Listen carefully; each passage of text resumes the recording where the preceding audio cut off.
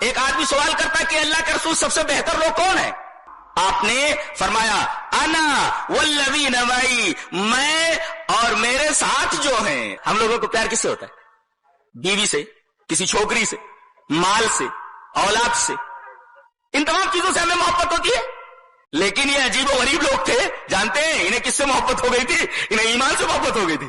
وَلَٰكِنَّ اللَّهَ حَبَّبَ إِلَيْكُمُ الْإِيمَانَ، انہیں ایمان سے محبت ہو گئی تھی۔ اب بتائیے، جس کو کسی سے محبت ہو جائے تو اس کے پیچھے اپنا سب کچھ لٹا دیتا ہے۔ ظاہر ہے کہ اللہ فرماتا ہے کہ میرے نبی کے صحابہ کو ایمان سے محبت ہو گئی تھی، لہذا ایمان کے لیے انہوں نے اپنا سب کچھ قربان کر دیا۔ یہ اللہ نے تعریف فرمائی ان کی۔